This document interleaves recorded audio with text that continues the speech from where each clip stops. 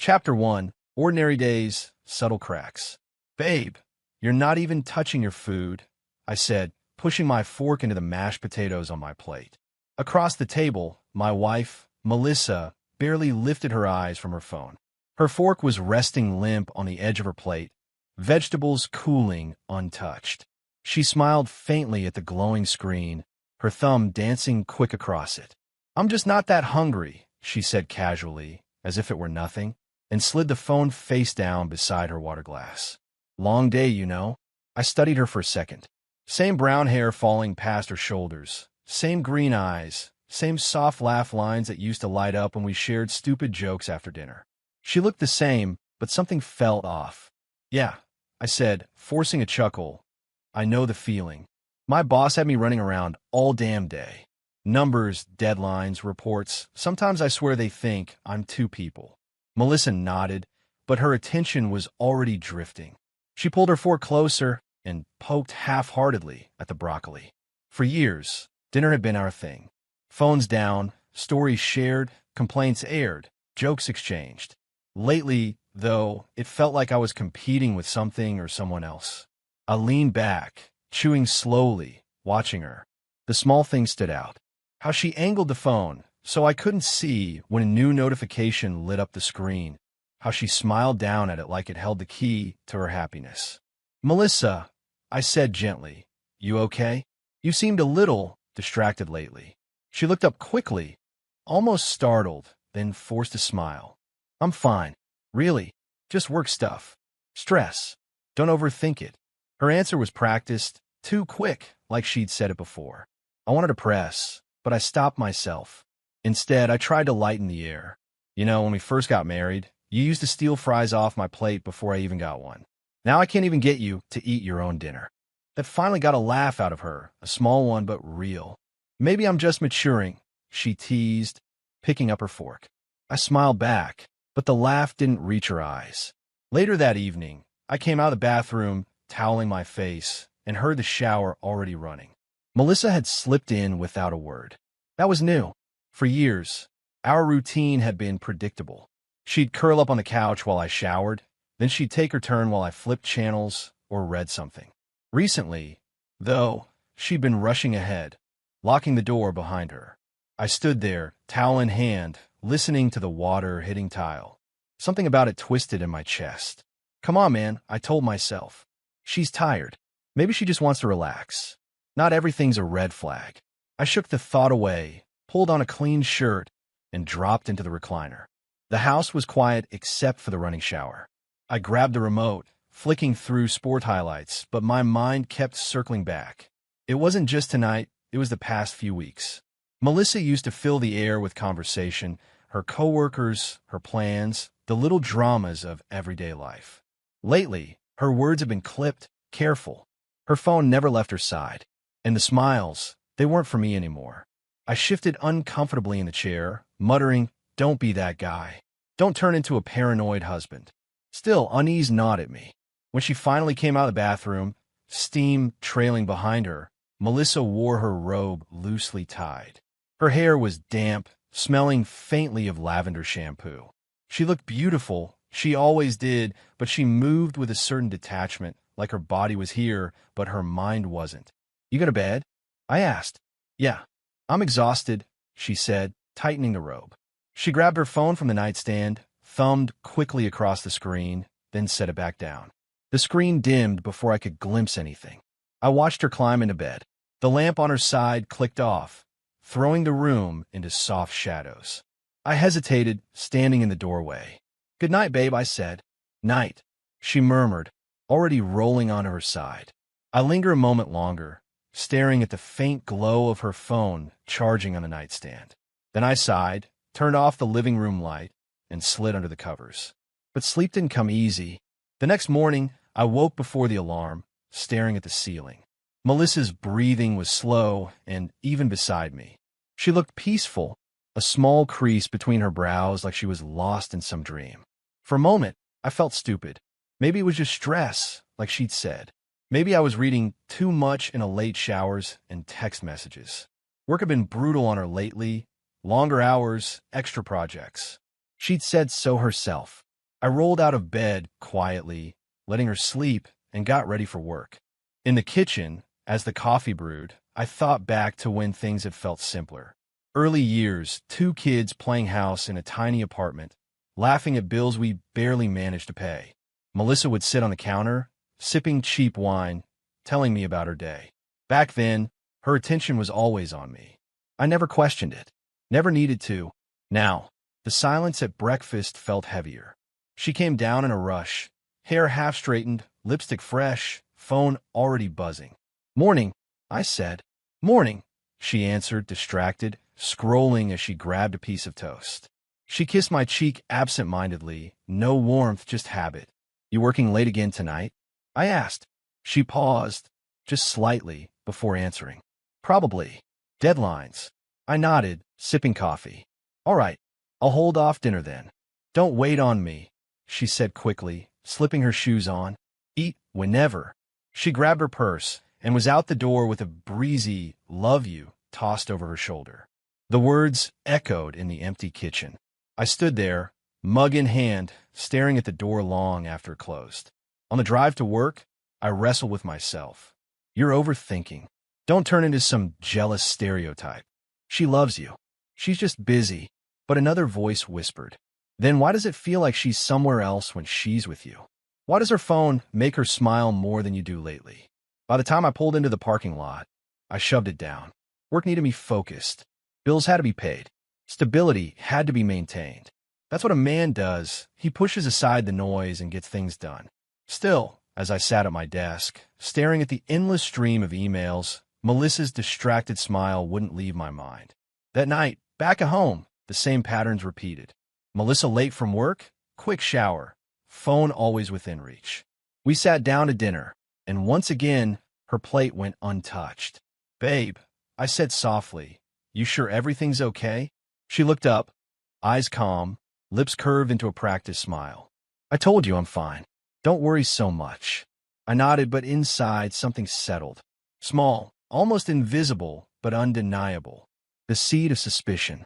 Chapter 2, Red Flags and Restless Nights. The first time I noticed, it was a Thursday evening. Melissa was standing in front of the bedroom mirror, running a brush through her hair with unusual care. Her outfit wasn't anything extravagant, just jeans and a blouse, but she lingered, adjusting and readjusting, as if she was preparing for something more than the usual office grind. I leaned against the doorway, watching her. "Since when do you need 10 minutes to pick out a blouse for work?" I teased. She glanced at me through the mirror, lips tightening just slightly before curving into a smile. "Since I realized I'm not 20 anymore and can't just throw on whatever and look good."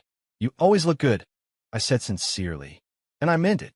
Melissa never needed to try that hard to turn my head. But she wasn't looking at me. She was tilting her chin, tugging her blouse lower, smoothing her jeans, swiping lipstick with more precision than usual. "New client at the office?" I asked, try to keep it light. "Just new projects. You know how it is. Gotta look professional." I nodded, but the answer didn't sit right. For years, her work outfits had been practical, almost predictable. Now, it was like she was rediscovering her 20s, pulling out dresses I hadn't seen in years. That night, after she came home late, we sat down for dinner. She scrolled on her phone between bites of chicken, screen lighting up with rapid notifications. I caught the reflection of her smile in the glass of the cabinet behind her. "Who's keeping you so entertained?" I asked, only half joking. Her fork froze midair. "It's just a group chat. Work people. Don't be nosy." "I'm not being nosy," I said carefully. "I just noticed you're smiling more at your phone than at me lately." She rolled her eyes, setting the fork down with a small clatter. "God, can you not? I had a long day, and the last thing I need is you acting jealous over nothing." I wasn't. I started, but she was already pushing back her chair. "I'm tired. I'm going to shower." And just like that, she was gone, leaving me staring at the half-finished plate across from mine. That "tired" line became her new mantra. At night, when I reached for her, she'd shift away. "Not tonight. I'm exhausted." Sometimes she'd murmur, "Tomorrow, okay?" But tomorrow never came. Meanwhile, the glow of her phone lit up the room until well past midnight. She'd turn on her side, screen angled away, fingers moving quickly. When I asked who she was talking to, she'd sigh like I was interrogating her. It's just work, babe. Some of us don't get to shut our brains off at 5 o'clock. I bite my tongue and roll over, staring at the ceiling, my chest tight with frustration. One Friday night, I tried again. She came out of the bathroom in a silky nightgown I hadn't seen in years, hair damp, smelling of lavender. My heart leapt. Maybe this was a sign things were turning around. I reached for her as she slipped into bed. "You look incredible," I whispered, pulling her closer. But she tensed, pushing lightly against my chest. "Not tonight, Daniel. I'm really not in the mood." I pulled back slowly, studying her face. "You used to always be in the mood when you wore that." Her eyes snapped open. "So now I can't wear something comfortable without you assuming it's an invitation?" "That's not what I meant," I said quickly. "I'm just saying I miss us. I miss how we used to be." She sighed, rolling away. "You're suffocating me, Daniel. Do you even hear yourself?" I froze. Suffocating? The word stung. "I'm trying to connect with you," I said quietly. "Well, try less," she shot back, voice muffled against her pillow. The silence after that felt colder than any rejection. Over the next week, the distance grew sharper. Melissa's wardrobe kept evolving. Heels on weekdays, tighter skirts, perfume before work. "You don't usually wear that to the office," I commented one morning, watching her clip in earrings. She didn't even look at me. "So what? Do I need your permission now to look nice?" "That's not what I said." "That's what you meant," she snapped, grabbing her bag.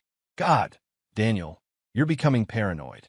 Maybe focus on yourself instead of picking apart everything I do." The door slammed behind her, leaving me with the echo of her words. Paranoid, controlling, suffocating. Words that never belonged in our marriage, now weaponized in every argument. That weekend, I tried to bridge the gap. "Let's go out," I suggested Saturday morning. "Dinner, maybe a movie, just the two of us." Melissa barely glanced up from her phone. "I'm tired. Work drained me this week. It's been months since we went out, Mel." She sighed dramatically, setting the phone down. "You don't get it. I can't just switch off like you do. You think clocking out at 5 means the world stops. I'm under real pressure." I clenched my jaw. "I work hard too, Melissa. I just make time for us." Her eyes narrowed. "So now I'm a bad wife because I'm dedicated to my job?" "That's not what I said." "That's what you meant," she fired back, the same sharpness as before. The argument spiraled, her accusing me of being needy, me accusing her of drifting away. It ended with her slamming the bedroom door while I sat on the couch, staring at the blank television screen, feeling like I was losing her 1 inch at a time. That night, I lay in bed beside her, staring at the ceiling while she typed furiously on her phone. "Who are you texting at midnight?" I asked softly. "Why do you care?" She shot back, not even glancing at me. "Because you're my wife. Because I feel like you're a million miles away, and I don't know how to reach you anymore." She groaned, tossing the phone onto the nightstand. "You're impossible, Daniel. Always needing reassurance, always prying. Do you even hear how controlling that sounds?" "Controlling?" I repeated, stunned. "Melissa, I'm just asking for honesty. And I'm asking for space," she snapped, turning off the lamp. "God, not everything's about you." The room plunged into darkness, but the words stayed sharp in the air. I lay awake long after she drifted off, my heart pounding, my mind racing between denial and intuition. Part of me wanted to believe her, that it really was just stress, that I was overthinking. But another part of me, the part that had been quietly watching, couldn't ignore the signs. Something was shifting between us. And for the first time in our marriage, I didn't know if love alone could pull it back. Chapter 3, the name Chris appears. It started small like most things do. A name slipped into casual conversation, the kind of detail you wouldn't think twice about except for the way her voice shifted when she said it. Chris said the meeting today was a nightmare. Melissa said one evening, sliding her heels off by the door. She tossed her purse on the counter and grabbed a glass of water. I looked up from the recliner. "Chris?" She nodded, sipping. "Yeah, one of the new guys. Management brought him in from another branch. He's funny. Makes these endless meetings almost tolerable." I smiled faintly. Glad someone's making work less painful. She grinned at her glass, a soft sparkle in her eyes. Yeah, he's good at that. The way she said it stuck with me, though. Good at that. Like the thought lingered. Over the next week, the name cropped up again. Chris spilled coffee all over his report today. Everyone laughed. Chris fixed the printer when IT couldn't. Chris always knows where the best takeout is. It wasn't just the words, it was her face. Melissa lit up. Her eyes softened, her smile widened. Her voice carried warmth I hadn't heard in weeks. I told myself it was harmless. Everyone had a funny coworker. Everyone had someone at the office who made long hours bearable. But a knot formed in my gut every time I heard that name. One Friday evening, Melissa came home late. I was reheating leftovers when she breezed through the door, hair slightly mussed, cheeks flushed. "Sorry I'm late," she said, dropping her bag. We were swamped. "Long day?" I asked. "The longest. Chris and I had to stay back to finish a proposal. He's a lifesaver. Seriously, I'd be buried without him." There it was again. "Chris, glad you're not buried," I said lightly, masking the unease clawing at me. "Want me to make you a plate?" She shook her head, pulling out her phone. I grabbed something on the way home. Chris was starving, so we picked up sandwiches. My hand froze on the oven handle. "You picked up food together?" Melissa blinked at me like I'd asked the dumbest question in the world. "Yeah, we were working late. He didn't have his car, so I gave him a ride. Don't make a big deal out of it." I forced a smile, though my stomach sank. "Not making a big deal. Just asking." "Good," she said quickly, thumbs flying across her phone. Her lips curved into a small smile as she typed. I stared at her from across the kitchen, the hum of the microwave filling the silence. That weekend, I tried to shake it off. Maybe I was reading too much into it. Maybe Chris was just some harmless office buddy. I'd had female coworkers over the years, women I joked with, laughed with, ate lunch with. Nothing ever crossed a line. Why couldn't I believe the same about her? Because I told myself, she doesn't smile at you like that anymore.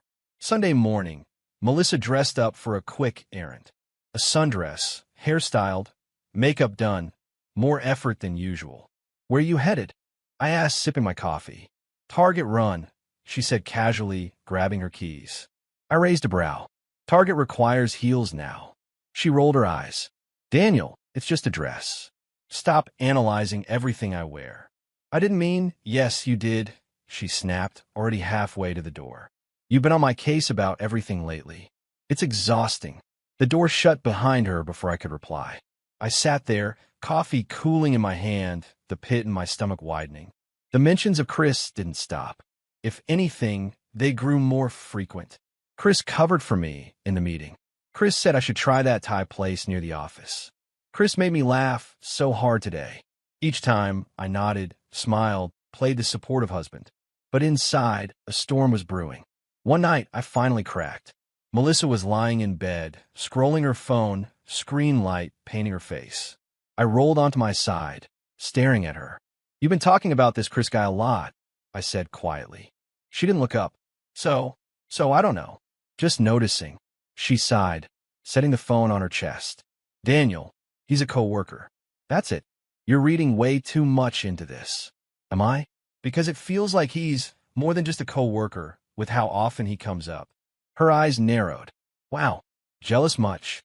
"I didn't say jealous. I said concerned." "Concern is just a polite word for jealous," she snapped, turning back to her phone. "God, you really need to get over this insecurity. It's unattractive." The words hit like a slap. Unattractive. I rolled onto my back, staring at the ceiling, my fists clenched under the blanket. The next day, I tried to shake it off again. Tried to remind myself of the vows we'd made, of the years we'd built together. Melissa was my wife. I trusted her. Still, the doubt gnawed. Every time her phone buzzed with a message and she smiled to herself, I wondered if it was him. Every time she came home late, I imagined them laughing in a parked car somewhere. Loyalty told me to believe her. Pride told me not to let suspicion poison what we had. But instinct whispered that something wasn't right.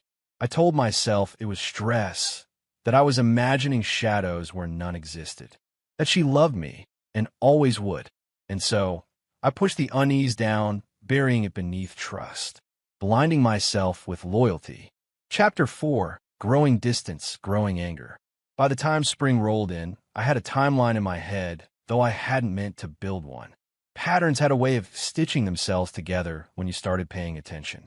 Melissa's late nights weren't random anymore. They fell on Tuesdays and Thursdays. Her work dinners always happened right after she'd spent extra time in front of the mirror. And the glow of her phone never dimmed before midnight, even when she swore she was too tired to talk to me. I'd catch her smiling at texts, her fingers moving quickly, and the moment she felt my eyes on her, the phone would flip face down on the table. Work emails, she'd say a little too fast. Work emails at 11:30 at night, with emojis that made her cheeks flush. The evidence wasn't evidence, not yet, but it was enough to hollow me out. One evening, I decided to test her.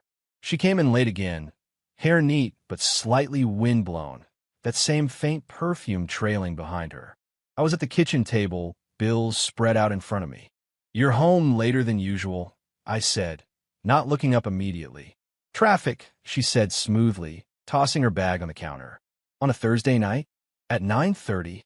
She hesitated, just a blink, then forced a laugh. "What do you want me to say, Daniel? That the city magically clears out because it's Thursday? Come on." I studied her. "You didn't eat with Chris again, did you?" Her eyes narrowed instantly. "Are we really doing this?" "Doing what?" I asked a question. "You're obsessed," she snapped, crossing her arms. "Every time I mention his name, you get this look. It's pathetic. Pathetic." My voice cracked louder than I intended.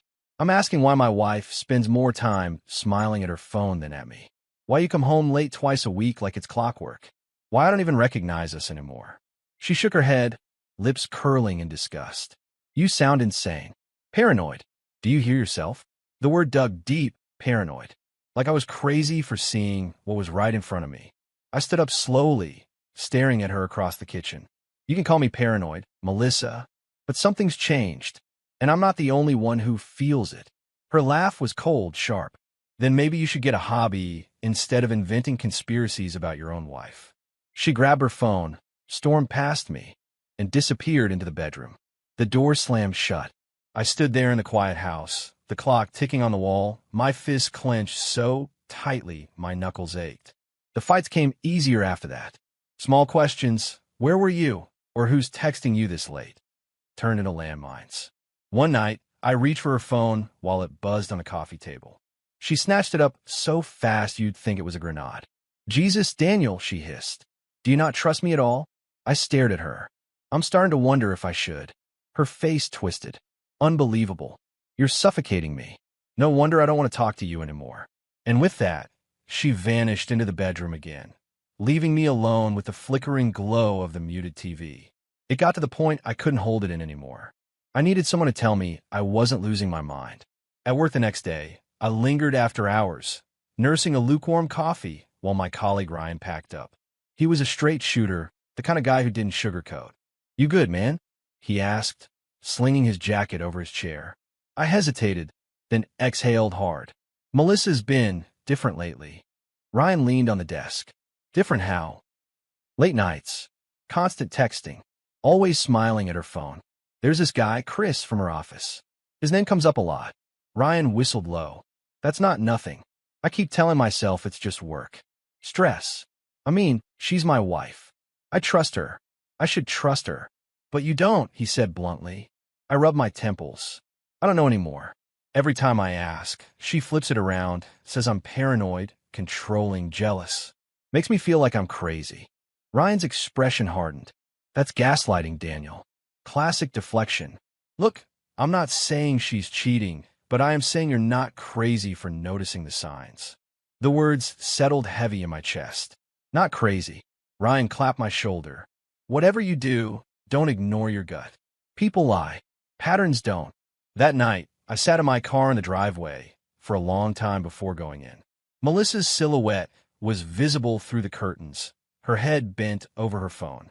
She laughed at something on the screen, the sound faint through the glass. I used to be the one who made her laugh like that. When I finally walked in, she didn't even look up. "Hey," she muttered, thumbs flying across the keyboard. I set my keys down. "Who are you talking to?" "Work chat. At 10 at night." She let out an exasperated groan. God, Daniel, enough. Why don't you trust me? I clench my jaw. Because you don't give me a reason to. Her eyes flashed as she snapped. Then maybe you're the problem. Maybe you're so obsessed with catching me in something that you're driving me away. Her words cut like glass. I turned toward the hallway, my voice low but shaking. If you're already gone, Melissa, just say it. Don't make me feel like I'm crazy for seeing it. She didn't answer. The silence was louder than any denial. That night, lying awake in bed, I stared at the ceiling while she scrolled beside me, her face aglow with secret conversations. Every buzz of her phone was a dagger. Every laugh she tried to smother in the dark was another twist. I wanted to believe her. God, I wanted to. I wanted to cling to the years we'd built, the vows we'd spoken, the loyalty I'd carried like armor. But loyalty was starting to feel like a chain around my neck, and the storm inside me only grew louder. Chapter 5, Confrontation Attempts. The words burned a hole in my throat for days before I finally said them. Nights of lying awake, listening to her laugh at her glowing phone. Mornings of excuses, evenings of late arrivals. The storm in my chest had nowhere left to go. It was a Tuesday evening. She walked in later than usual, perfume clinging to her skin like she'd just come from somewhere other than the office. I was at the kitchen table, dinner already cold. She hummed as she set her bag down, pulling out her phone like it was an extension of her body. "Melissa," I said firmly, before she could scroll. She froze, eyes lifting to mine. Something flickered across her face, annoyance, maybe, or caution. "What?" I swallowed, my heart hammering. "Are you seeing someone?" The silence cracked between us. Then she laughed. Not nervous laughter, not even surprised, sharp, mocking laughter. "Oh my God," she said, pressing a hand to her forehead. "You're serious. You actually think I'm cheating." I didn't flinch. "I'm asking you a question." Her expression hardened. "And I'm telling you it's ridiculous." "Jesus, Daniel, do you even hear yourself? Then why do you act like you've got something to hide?" My voice rose without my permission. "Why are you home late half the week? Why do you flip your phone over every time I walk in the room? Why do you laugh at messages in bed while I'm lying next to you?" Her eyes narrowed, lips curling in disgust. "Because I have a life outside of you, Daniel. Because maybe, just maybe, not every text I get is some grand conspiracy for you to unravel." My fist clenched. "That's not an answer. It's the only one you're getting," she snapped. "You don't trust me. That's the real problem here." The words twisted like knives. "I've never given you a reason not to trust me," I said, voice tight. She scoffed, pacing toward the counter. "Oh, please. You hover over me like some paranoid detective. Every time my phone buzzes, you look at me like I'm guilty of murder. You're suffocating me, Daniel. Because you're hiding something?" I shot back. She spun around, eyes blazing. "No, because you've turned into this insecure, jealous man I barely recognize. Do you know how exhausting it is to be accused of things I'm not even doing?" Her words hung heavy, dripping with indignation. For a moment, doubt punched through my anger. Was I becoming that guy? Was I inventing shadows because I couldn't handle her independence? I dragged my hands down my face. "Melissa, I don't want to fight. I need honesty. Are you involved with someone else? Yes or no?" She stared at me, jaw set. Then she smiled, cold, cruel. "If you have to ask, then maybe the problem isn't me." Rage and shame battled in my chest. Rage because she wouldn't answer me straight. Shame because I was letting her twist this back onto me. I slammed my palm against the table. "Stop turning this around. I'm your husband, damn it. I deserve to know if there's someone else." She flinched, then smirked. "There it is. The control. The demand. You think you deserve to know everything. Maybe that's why I don't tell you things. You can't handle them without exploding." My voice cracked. "I'm not exploding. I'm begging you to tell me the truth." Her eyes glistened, not with tears, but with a bitter shine. "The truth is, I'm tired. Tired of defending myself to a man who doesn't trust me. Tired of coming home to accusations instead of affection. You want to know why I'm distant? Because you push me away every time you question me like this." I staggered back, her words landing harder than any punch. My chest tightened, my thoughts blurred. Is she right? Am I the one pushing her away? We stood in silence, the the kitchen air thick and heavy. Finally, she grabbed her phone, her tone calmer but laced with venom. Look, if you really think I'm cheating, maybe you should ask yourself why your mind goes there so quickly. Maybe you're projecting. Maybe you're the one who isn't happy. I stared at her, stunned. You're accusing me now? She shrugged, scrolling casually, as if the argument hadn't just scorched the air. I'm just saying, Gil has a funny way of making people suspicious. My throat tightened. Melissa, I've never been unfaithful. Not once. I've broken my back for this marriage, for us. Don't you dare imply otherwise. She didn't look up. Then stop acting like you're waiting to catch me in some scandal. Because if you keep this up, you're going to ruin what little we have left. The words landed like a verdict. I sat heavily at the table, burying my face in my hands. Every instinct screamed at me that she was lying. But her tone, her confidence, the way she flipped it on me, it left me reeling, questioning myself. Was I imagining it? Was I being paranoid? Or was she really that good at hiding things? Melissa sighed theatrically, slipping past me toward the hallway. I can't keep doing this every night. If you don't trust me, maybe we shouldn't even bother. Melissa, I started, but the bedroom door clicked shut before I could finish. I sat alone in the kitchen, staring at the cold dinner on the table. My heart pounded with anger, my stomach twisted with shame. That night, lying beside her in bed, the distance between us felt like a canyon. She scrolled on her phone until she fell asleep, her screen dimming softly against the nightstand. I turned toward the ceiling, jaw clenched. Her words echoed, paranoid, controlling, suffocating. Words meant to cut, and they had. But beneath the shame, a quiet resolve hardened in me. If she wasn't going to tell me the truth, I'd find it myself.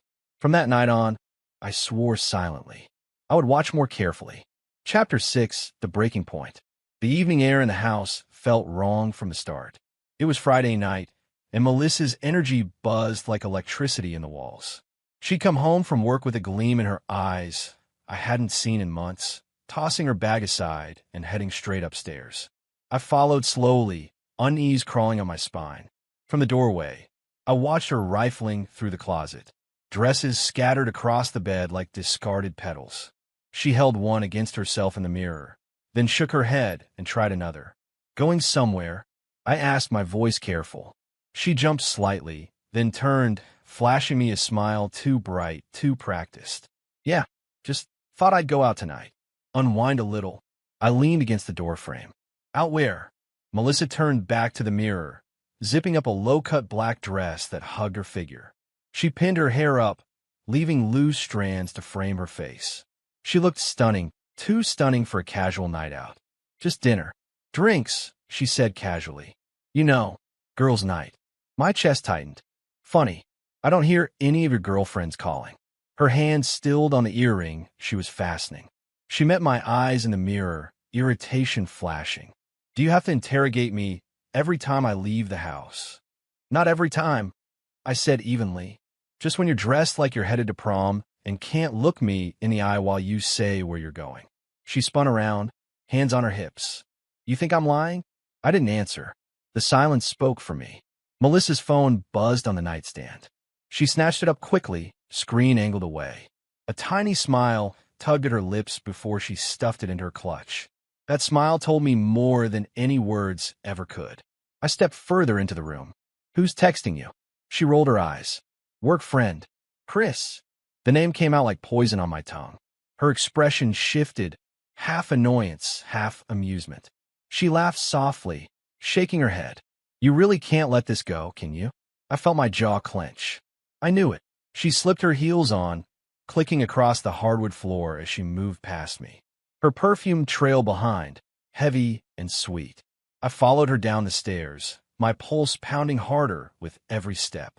At the bottom, she grabbed her clutch and checked herself one last time in the hallway mirror. Her reflection smiled, but her eyes didn't. Then she turned to me with a smirk. Babe, Chris is waiting outside. Let's go, and I'll introduce you to him. The words detonated inside my skull. For a moment, the world blurred red. My fists tightened, my chest heaved, every muscle in my body screamed at once. If he comes within a meter of this house, I growled, my voice low, shaking with fury, I'll break his jaw. And if you leave with him now, you'll never be welcome back here, and you'll be paying for it forever." Melissa froze, her lips parting slightly. For a brief second, I saw shock on her face. Then, just as quickly, it twisted into something crueler.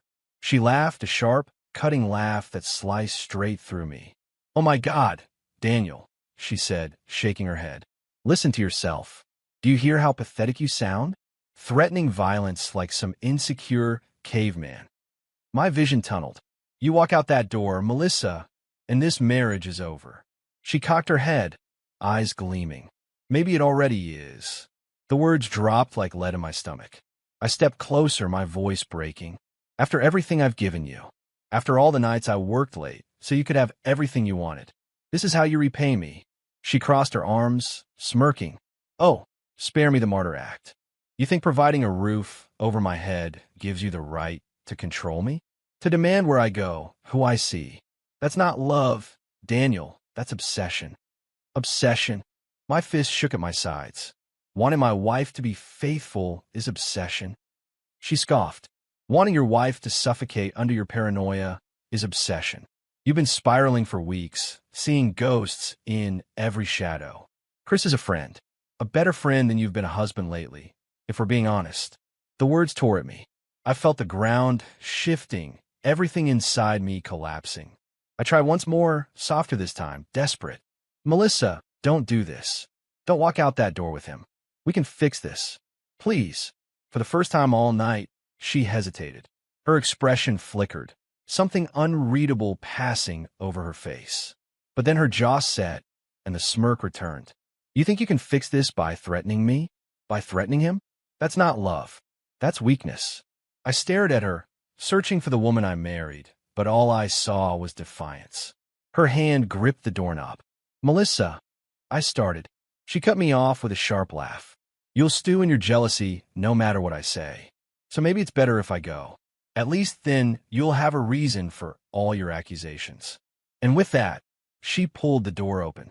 The cool night air rushed in, carrying with it the faint hum of an idling car outside. I caught the shadow of headlights washing across the living room walls. Melissa glanced back at me one last time. Her smirk widened. "Try not to punch anyone while I'm gone, okay?" Then she stepped out, heels clicking against the walkway, the door slamming behind her like a gunshot. I stood frozen in the silence she left behind, the house echoing with absence. My chest heaved, my pulse roared in my ears, and my hands trembled with fury I could barely contain. Every fiber of me wanted to storm outside, drag her back, confront him face to face. But my feet stayed rooted, as if glued to the floor. The only thing louder than my rage was the hollow emptiness spreading through me. I was left standing there, in shock, in disbelief, and in a rage so sharp it nearly split me in two. Chapter 7. The Betrayal Unfolds. The silence after the door slammed was the loudest thing I'd ever heard. I stood there for a long time, staring at the wood grain of the door as if it might open again, as if she might come back and laughing, saying it was all a joke, that she never really left with him. But the headlights faded, and the low growl of an engine pulled away. Melissa was gone. With him. My legs finally moved, carrying me to the window. I yanked the curtain aside, just in time to see the taillights disappearing down the street. The sight hollowed me out. My wife, my Melissa, out there in another man's car, dressed like she'd been waiting her whole life for this night. My chest burned. I slammed the curtain shut so hard the rod rattled. For a while I just paced, back and forth across the living room, fists clenched, breath uneven. How long had this been going on? How many nights had she lied about work, about errands, about being tired? How many times had I eaten alone while she laughed with him at some parking lot or dimly lit bar? The images tore through me, each one worse than the last. I couldn't stop them. Melissa leaning across the table toward him, her smile soft and real, not the bitter smirk she threw at me. Melissa touching his arm, laughing at his jokes. Melissa in his car, their hands brushing on the console. I grabbed the bottle of bourbon from the cabinet and twisted the cap off with shaking hands. The first swallow burned down my throat, but it didn't hurt half as much as what was already burning inside me. I dropped onto the couch, bottle in hand, staring at nothing. Every memory replayed like a cruel movie. Our wedding day, her eyes shining as she promised forever. The nights we stayed up until dawn talking about dreams. The years I worked overtime so she could have the house she wanted, the vacations, the life she said she needed. I gave her everything. My loyalty, my love, my sweat and blood. And she gave herself to someone else. The bourbon blurred the edges, but not enough. Rage swelled, hot and sharp. I slammed the bottle onto the coffee table, liquid sloshing over the rim. Maybe I should go out there. Find them. End this right now. The thought hit like lightning. My pulse surged. I could see it so clearly, me storming into whatever bar they were sitting in, dragging her out by the wrist, knocking his smug grin off his face with a single punch. I stood, pacing again, heart racing.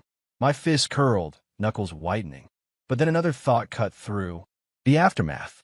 Her screaming that I was crazy. Chris pressing charges. Me in a jail cell while they carried on without me. No, not yet. I dropped heavily back onto the couch, my body shaking with restraint. The hours crawled by. Midnight came and went. The house felt cavernous, too big, every creak reminding me I was alone. I tried the TV, flipping channels mindlessly, but every couple on screen felt like a mockery. I turned it off and sat in the dark, staring at the dim reflection of my own face in the blank screen. I poured another drink. Every swallow dragged more memories to the surface. The first time Melissa met my parents, how she charmed them with her laughter. The way she used to fall asleep against my shoulder on long drives. The night she told me she couldn't imagine life without me. Lies. All of it. Or maybe truths she'd stopped believing. Either way, they cut like knives now. By 2 a.m, the bourbon was half gone, and I was pacing again. What's she doing right now? The question hammered at me. Was she sitting across from him, smiling the way she used to smile at me? Or worse, was she in his arms already, letting him touch what only I was supposed to touch? The thought made me gag. I slammed my fist into the wall, the sharp pain grounding me for a second. My knuckles throbbed, but it wasn't enough to drown the storm inside. I wanted to scream, to smash every picture of us on the walls, to tear down the framed wedding photo that suddenly felt like a joke. But I didn't. I just stood there, breathing hard, staring at our smiling faces frozen in time. Two people who had no idea what the future would become. The clock ticked past 3. I sank into the armchair, exhaustion dragging me down, though sleep wouldn't come. The bourbon haze dulled the edges of my fury, but the humiliation stayed sharp. Everyone will know, I thought bitterly. She's out there parading around with him while I sit here like a fool. How long before people start whispering behind my back? How long before I'm the husband everyone pities? The one who couldn't keep his wife from straying. Shame washed over me, hot and choking. I buried my face in my hands. I had lived my life by a simple code. Loyalty, hard work, respect. And what had it gotten me? A wife sneaking out in another man's car, leaving me to drink alone in the ruins of what I thought we had. By 4 a.m., I was numb. The bottle sat empty on the table, my thoughts spinning in circles. Every instinct in me wanted to storm out, to hunt them down, to drag her home if I had to make him pay, to make her look me in the eye and admit it. But beneath the fire, a colder voice whispered, "Not yet. Don't throw yourself away in one reckless night. Watch. Wait. Make sure. Then act." It was the hardest thing I'd ever done, but I listened. I stayed in that house, pacing until dawn, my rage simmering, my humiliation raw. For now, I held back. Chapter 8, The Discovery. Morning light crept through the blinds, stabbing at my eyes. I hadn't slept. My body was wrecked from pacing, from drinking, from replaying every damn second of the night before. Around 7 a.m., my phone buzzed. It was a message from Tyler, an old friend who worked at a bar downtown. "Daniel, I don't know how to tell you this. I saw Melissa last night. She wasn't alone. She was with some guy. They were all over each other." My chest went hollow. I read it 3 times, hands trembling. Tyler didn't know I'd been stewing all night, already suspecting the worst. His message wasn't just confirmation. It was a knife driven straight into the open wound. I typed back with stiff fingers. Describe him. The reply came quick. Tall, brown hair, clean cut. She called him Chris. Sorry, man. There it was. The name that had been haunting me for weeks, now attached to undeniable betrayal.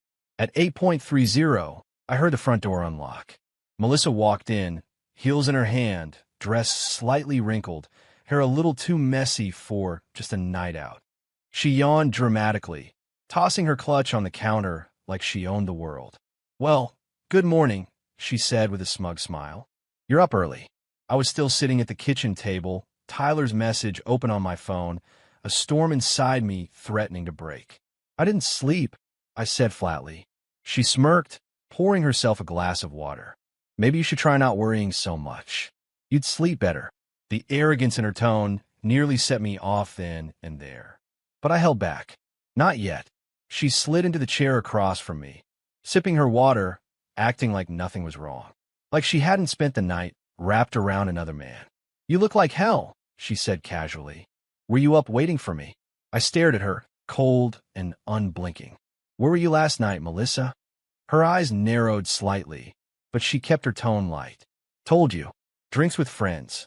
Really? I pulled my phone from my pocket and slid it across the table. Tyler's message lit up the screen.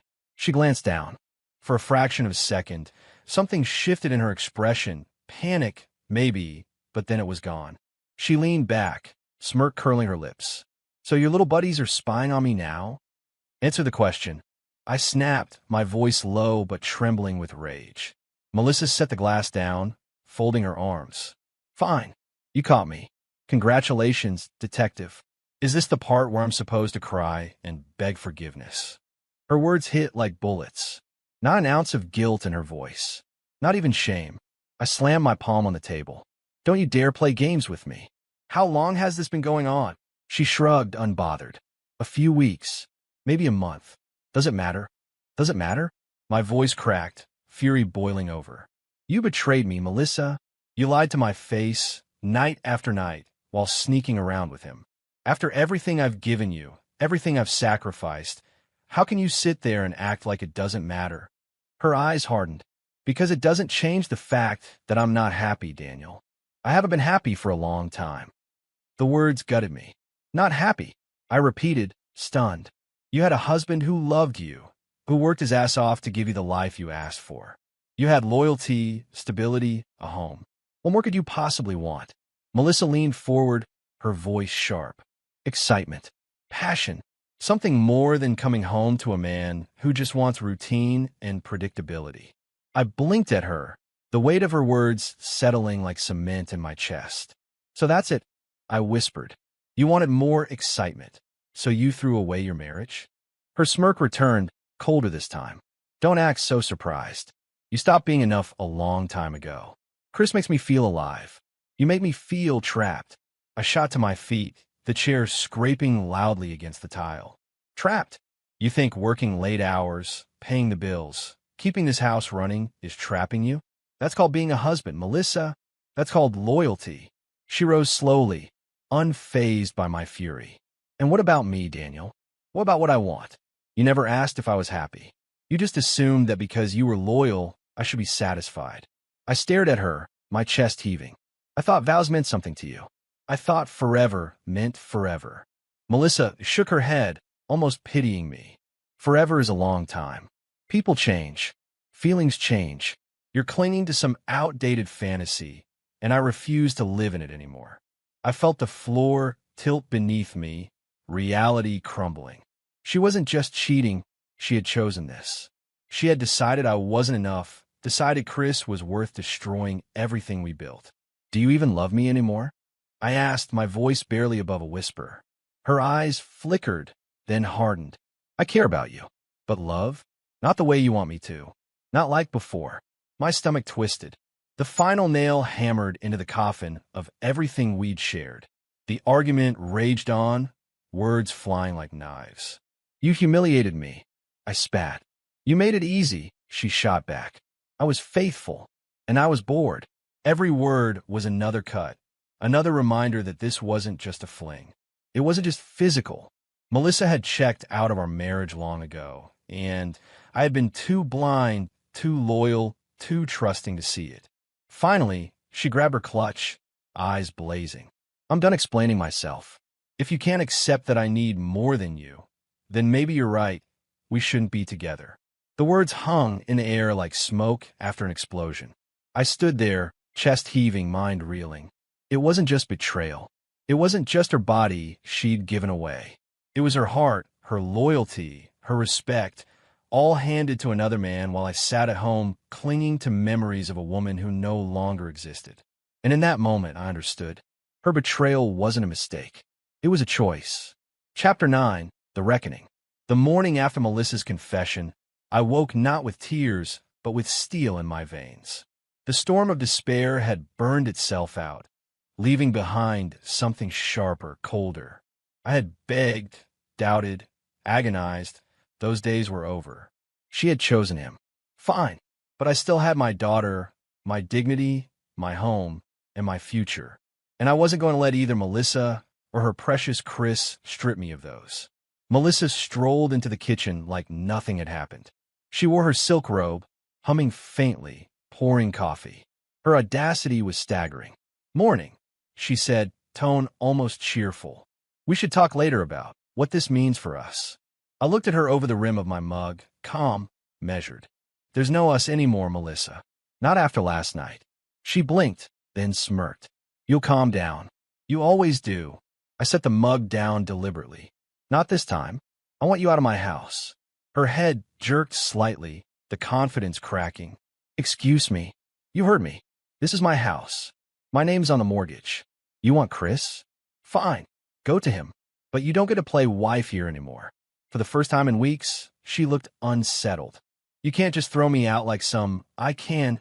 I interrupted, voice cold. "And I will. But I'll do it legally, cleanly, in a way that leaves no doubt. You wanted excitement? Welcome to consequences." She laughed. "Oh, so now you're going to be petty?" "Petty." I leaned forward, voice low and sharp. "Petty would be smashing your phone, burning your clothes, hunting Chris down, and beating him half to death. What I'm doing, that's called control. That's called making sure, when the dust settles, I walk away with everything that matters, including our daughter." Her face went pale. Later that day, I sat in the office of a divorce attorney, a calm, sharp-eyed woman named Evelyn. She listened without judgment as I laid out the story, Melissa's affair, Chris's name, the shameless confession. When I finished, Evelyn tapped her pen against a notepad. "You've been more patient than most men would be in your shoes. That will work in your favor. Do you have proof?" I slid my phone across the desk. Screenshots, Tyler's message, a copy of Melissa's texts I'd quietly forwarded from her shared account. Enough to paint the picture clearly. Evelyn nodded. "Good. This will help. If custody becomes contested, her behavior will not look good in front of judge." "You said you have a daughter. How old?" 10. I said softly. "She's my priority. She's not going to be poisoned by this." "Then we move decisively," Evelyn said. "I'll draft the paperwork. In the meantime, don't argue with your wife about money or custody. Stay calm. Let her underestimate you." For the first time in days, I felt a surge of control, of power. I wasn't the broken man pacing the floor anymore. I was building something stronger, justice. That night, Melissa strutted into the living room as I sat reading. "Chris and I are going out Friday. Don't wait up." I didn't even look at her.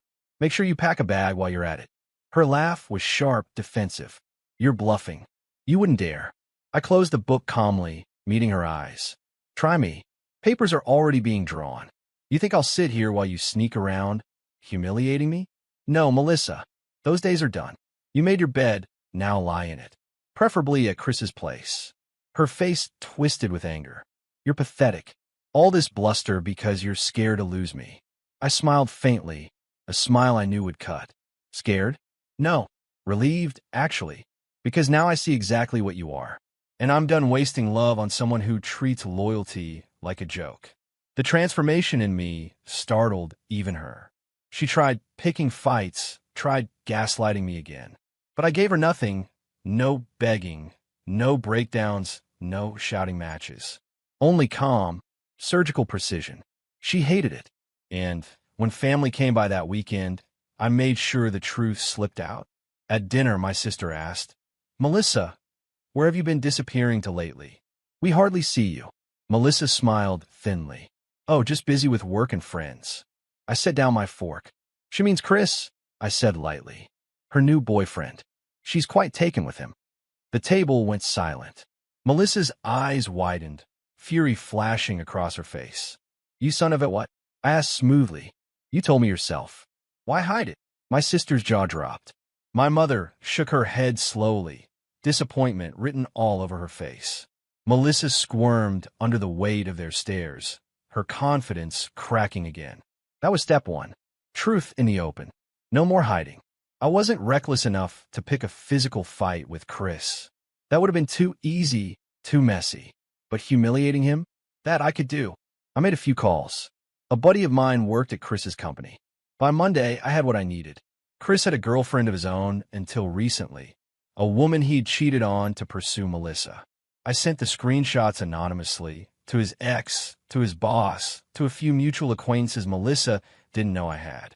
By Wednesday, I overheard Melissa on the phone, hissing angrily. "Chris, you didn't tell me she'd call your boss.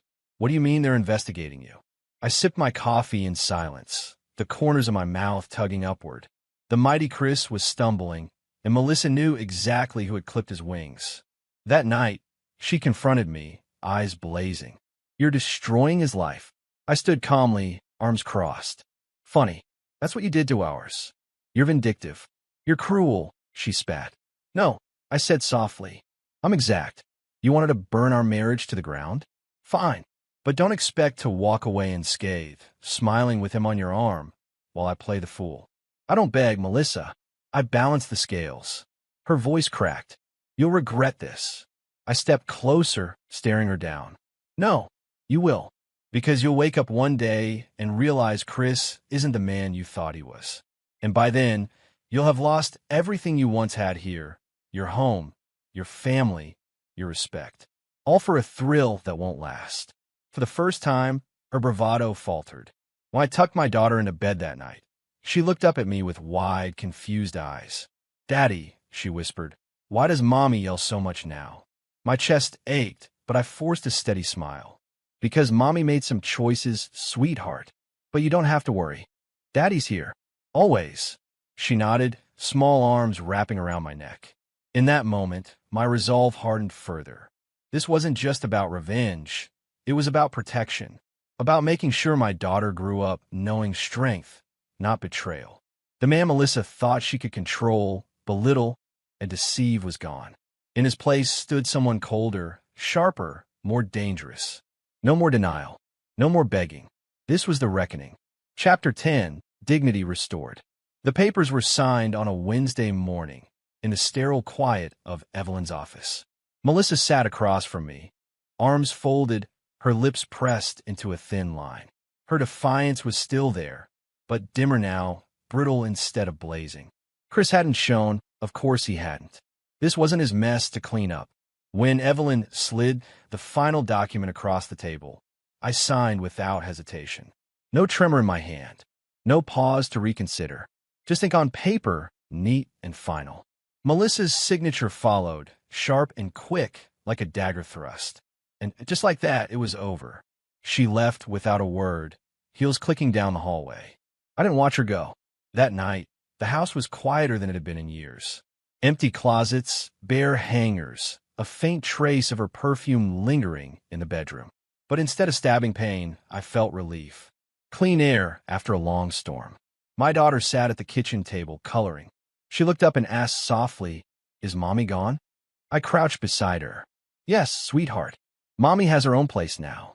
But you and we're going to be just fine." She studied me for a long moment, then nodded. "I like it when it's just us. You don't yell." My throat tightened, but I smiled. "Then that's how it'll be from now on." Melissa tried reaching out in the weeks that followed. A text here, a call there. Always sharp, defensive, demanding. "You ruined me with your little stunt at dinner," she spat in one voicemail. "My family barely talks to me. And Chris, he's a coward. He pulled away the second things got messy. Do you know what you've done?" I listened once, then deleted it. Another time she showed up unannounced, knocking hard on the door. When I opened it, She stood there with sunglasses hiding her eyes, a forced smile on her lips. Daniel, we don't have to do this. We could try again. For our daughter's sake. I didn't even flinch. You made your choice, Melissa. And I made mine. Go home. Her face hardened, and she turned away without another word. That was the last time she came. Chris, meanwhile, disappeared into the background. Word spread. His job was on thin ice, his reputation shredded. His ex had scorched him publicly, and Melissa's clinging presence hadn't helped. By the time I heard his name again, it was with a tone of mockery. The mighty Chris had become a cautionary tale. Funny thing was, I didn't even care enough to smile. His downfall was just collateral. My victory wasn't in his humiliation, it was in my survival. Life moved forward, slowly at first, then with momentum. I threw myself into work, into my daughter's school events, into repairing the parts of myself I'd neglected while drowning in suspicion and hurt. Some nights, when the house was quiet and she was asleep, I sat on the back porch with a beer, staring at the stars.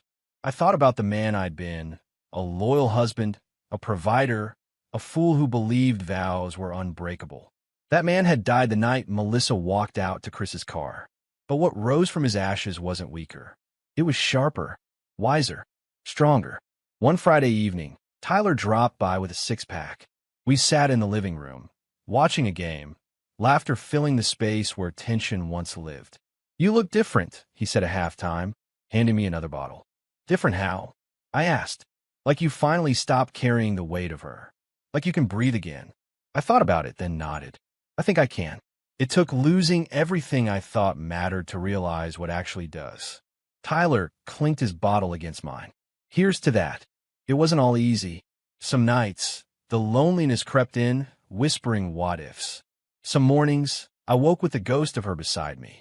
But each time, I reminded myself, that wasn't love. That was betrayal dressed as devotion. And I had survived it. One afternoon months later, I found myself standing in front of the old wedding photo I'd taken down and stuffed in the closet. I stared at the frozen smiles, the naive joy on our faces.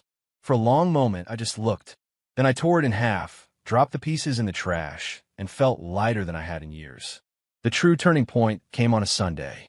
My daughter and I were at the park, tossing a frisbee, her laughter ringing out across the field. A woman nearby, tall brunette, with kind eyes, smiled as she watched. When our frisbee rolled near her feet, she picked it up and tossed it back. Our eyes met, and for the first time since the wreckage, I felt something stir. Not love, not yet, but possibility. And that was enough. That night, after I tucked my daughter into bed, I sat on the porch again, the air cool and still. I thought about Melissa, about Chris, about everything that had burned down around me. And I realized something powerful. She hadn't broken me. She had freed me. Freed me from blind loyalty to someone unworthy. Freed me from chains I hadn't even realized I wore. Freed me to become the man I was meant to be, not just a husband defined by someone else's choices, but a father, a protector, a man who understood his own worth. I raised my bottle to the stars, a silent toast to lessons learned in fire. She thought she broke me. I murmured into the night. But in truth, she freed me. And I'll never mistake betrayal for love again.